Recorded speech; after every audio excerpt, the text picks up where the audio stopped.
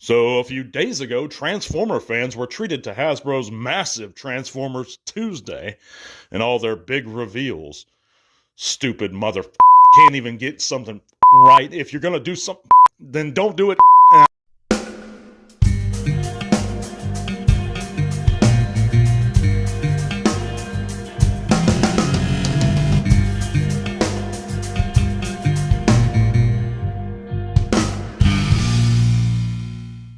So, admittedly, I was going to make a video real quick about my reactions to the big reveals on Tuesday, guys.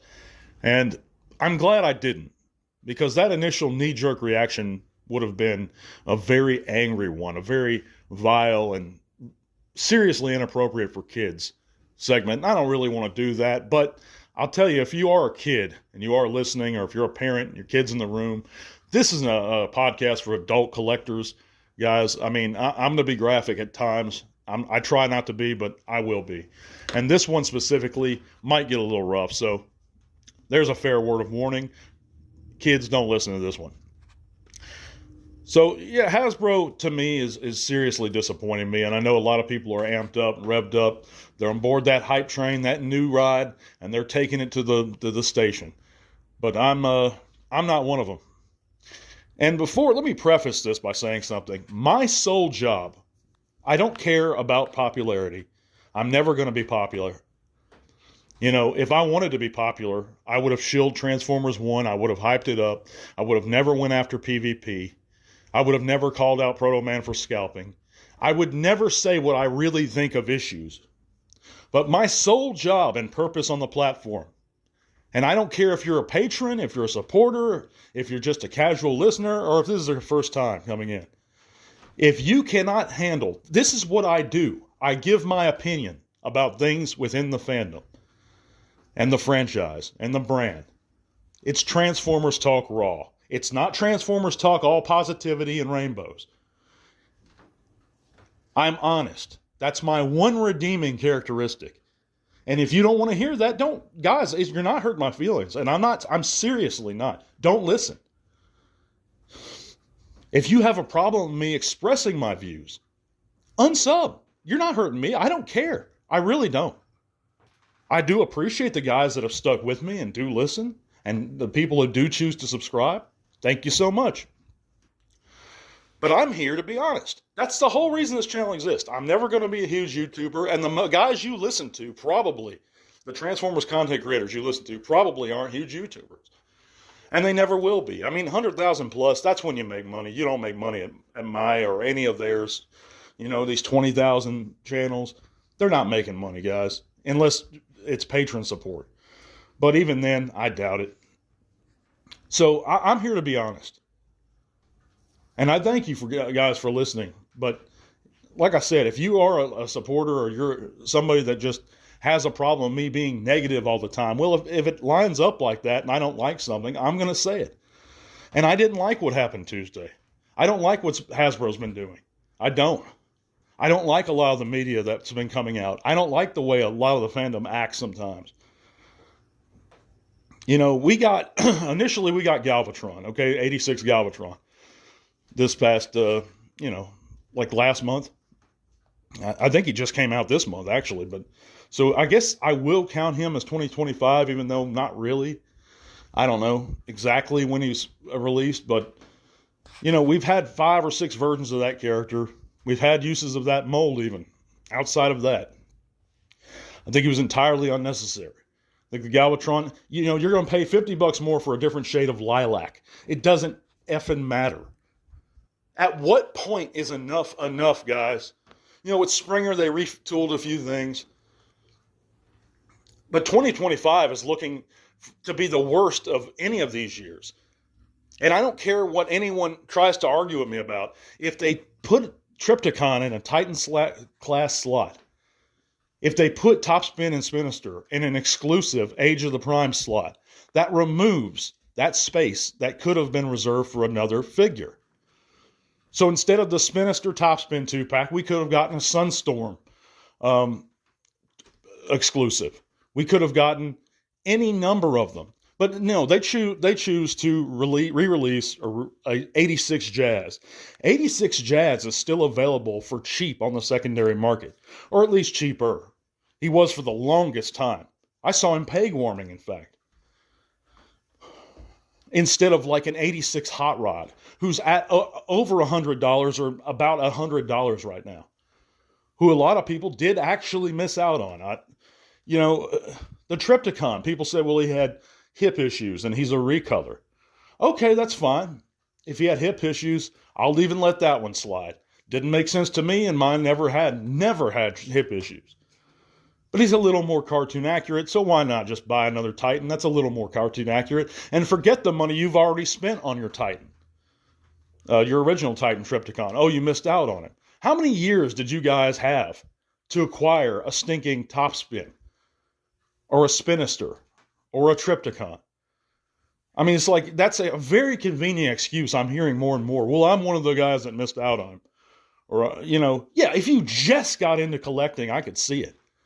But man, if you've collected for a decade even, you've had plenty of time to, I mean, there was two years solid where Topspin wasn't an outrageous secondary market price. I mean, it's only in the past couple years he's gotten that way. 2-3 years. I mean, he was out a couple years at a reasonable price. Triptychon, I got him like 3 years after the fact, after he was released, at like $70. 3 or 4, yeah, about 3. I mean, there's very few excuses here. I mean, you guys are excited to just buy the same thing, a lot of you guys. Spinister, again, he was available for a reasonable price a couple of years after his release. People say, well, they're scalping now in the secondary market. There is scalping going on, but not with those figures. That's just a regular price hike. I mean, it's been 5 years, since Topspin's been out? He's going to be more expensive. And nobody and their mama asked for a Diaclone colored Topspin. If you say you did, you're lying. You didn't ask for a Diaclone Topspin. What place has he? Diaclone story isn't even the same as the Transformers. It's an entirely different franchise in Japan. The only connection that the Transformers have to Diaclone is that Takara sold those initial molds to Hasbro. But why is he packed with Spinister? It makes no sense. And yeah, they revealed a couple movie figures, that look pretty neat. I don't know if they've been out already because I don't collect movie figures, but they look okay. If you like movie, I'm glad you're excited. Like the 07 and Revenge of the Fallen or whatever that Shockwave's from. Fall of Cybertron Ironhide. Not my cup of tea because I never got into Fall of Cybertron. I'm a Devastation, Transformers Armada video game guy. But if you got into Fall of Cybertron, it's fine. I'm glad you're excited about the Ironhide and the Ratchet. But 2025 is looking to be one of the worst years for recolors, reissues, and retools ever. I mean, and yes, recolors have always been there since the line's inception. But for a purpose, with meaning behind it. As far as reissues go, they could have reissued the 86 Magnus, who a lot of people haven't acquired yet. Or what about the Titans Return Misfire, that hardly anyone had? But no, another Spinister. There was another one. It was off the top. Oh, the Phantom Strike Squadron, the freaking Siege Skywarp. That thing's like $300 now. I mean, in Magnus, 86 Magnus just came out, a year or two ago, however old is he? He's not old. And he's at $300, $250 on the second, and that's cheap for him. But I just don't understand Hasbro's logic, guys. I really don't. I know I'm in the minority. I know that a lot of people are going to point their finger and say, oh, you're just hating, you're being a Debbie Downer. Hey, if I don't like something, it's just driving me nuts. That's why I'm ranting about this. Is because I'm tired of people pointing the finger at me and saying, oh, you're just being a hater. No, I have reasons why. I don't like the little web series, their stop motion Transformers 1 stuff. One, I didn't care for Transformers 1. You guys know why. If you don't know why, you can go back and look. If you don't care, that's fine too. But I don't like stop motion, and I don't care for Transformers 1. So naturally, I'm going to say I don't like the new little web series Transformers 1 thing. I don't believe, I'm not even going to get into that, but anyway, there's reasons why I say I don't like stuff. But anyhow, this is just going to be a big, big rant. There's not going to be any news. You know, and initially my reaction was going to be way worse than it is about the Tuesday reveals. But it just sickens me how happy that the fandom is with anything these days. I mean, they can recolor any figure, and there's going to be people hyped up to buy it.